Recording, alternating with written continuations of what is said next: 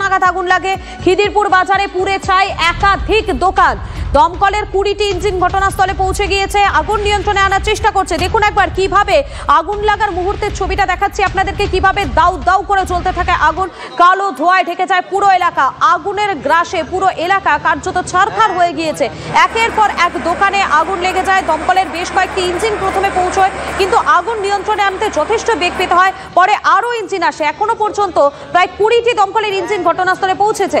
যদিও যারা স্থানীয় বাসিন্দারা রয়েছেন এবং যারা ব্যবসায়ীরা রয়েছেন তারা যে অভিযোগ করছেন সেখানে গুরুতর। তারা বলছেন দমকলের ইঞ্জিন বেশ খানিকটা দেরিতে পৌঁছায়, প্রায় ঘন্টা দুয়েক দেরিতে দমকলের ইঞ্জিন পৌঁছয় বলে অভিযোগ করছেন তারা। সুজিত বসু দমকল মন্ত্রী, তিনি পৌঁছে গেলে তাকে সামনে পেয়েও কিন্তু স্থানীয় বাসিন্দা থেকে শুরু করে যারা রয়েছেন সেখানে তারা প্রত্যেকেই একই অভিযোগ করেছেন যে দমকলের ইঞ্জিন দেরিতে পৌঁছেছে। যদিও এই বিষয়ে সুজিত বসুর সাথে রীতিমতো বাগবিতণ্ডায় জড়িয়ে পড়েন তারা।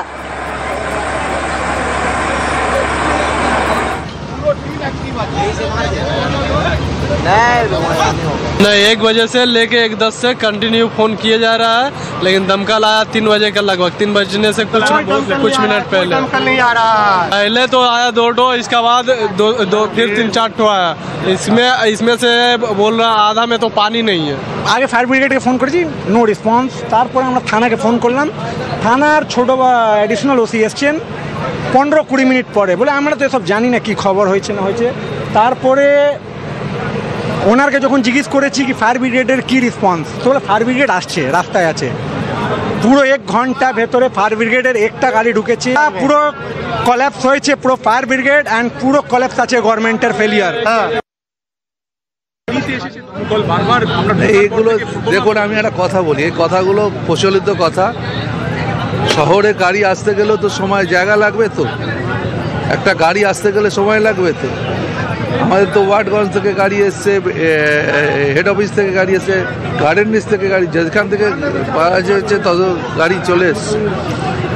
আর আমাদের লোকেদের জীবন বিপন্ন করে কাজ করে, যে দোকানও প্রচুর আছে, যাদের ঠিকভাবে দোকান করাটাও ঠিক, তারাও ঠিক মতো অনেক সময় করেন। আমি কারোর দোষ দিচ্ছি না, একটা ইনসিডেন্ট হয়েছে, আমরা দেখব। ভয়াবহ অগ্নিকাণ্ডে ভস্মীভূত খিদিরপুর বাজারের একাধিক দোকান।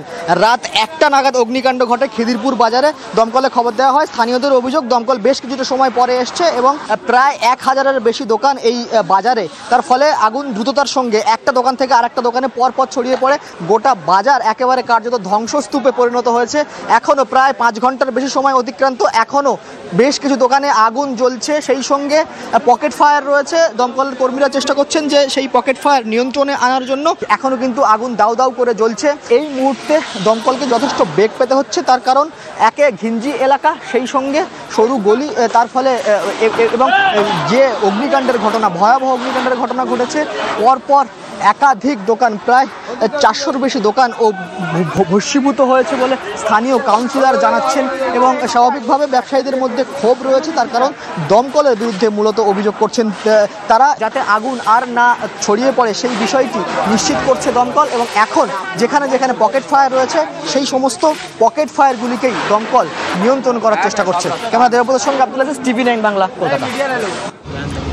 পকেট ফায়ার রয়েছে এবং সেই পকেট ফায়ার থাকার কারণে কিন্তু আগুন নিয়ন্ত্রণে আনতে বেশ কিছুটা বেগ পেতে হচ্ছে। দাহ্য পদার্থ ছিল, একটা বাজার, সেই বাজারে বিভিন্ন ধরনের জিনিস ছিল, সে কারণেই কিন্তু আগুন দ্রুত ছড়িয়ে পড়ে। দেখুন একবার যে মুহূর্তে আগুন লেগেছিল সেই মুহূর্তের ছবিটা আপনাদেরকে দেখাচ্ছি, কিভাবে দাউ দাউ করে জ্বলতে থাকে, কালো ধোঁয়ায় ঢেকে যায় পুরো এলাকা। দুটো ছবি দেখাচ্ছি। আগুন নিয়ন্ত্রণে আনার চেষ্টা করছেন দমকলের কর্মীরা। অপরদিকে দমকল মন্ত্রী সুজিত বসু, তিনি ঘটনাস্থলে পৌঁছতেই তাকে ঘিরে রীতিমতো বিক্ষোভ দেখাতে থাকেন যারা ব্যবসায়ীরা রয়েছেন, যারা স্থানীয় বাসিন্দারা রয়েছেন। তারা মূলত তাদের যেটা অভিযোগ, আগুন লেগেছে রাত 1টা নাগাদ, তারপরেই তারা দমকলে খবর দেন, কিন্তু দমকলের ইঞ্জিন প্রায় 2 ঘন্টা দেরিতে এসে পৌঁছয়। এই অভিযোগ তারা দমকল মন্ত্রীকে কাছে পেয়ে করেছেন।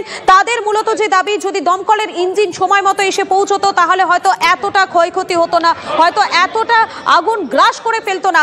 এই বিষয়কেই কিন্তু তারা সামনে রেখেছেন। যদিও দমকল মন্ত্রীর সামনে এই কথা বলার পর দমকল মন্ত্রীর সঙ্গে রীতিমতো ব্যবসায়ী এবং স্থানীয় বাসিন্দাদের বাগবিতণ্ডা শুরু হয়ে যায়। দুটো ছবি দেখাচ্ছি এই মুহূর্তে। দমকল মন্ত্রীকে ঘিরে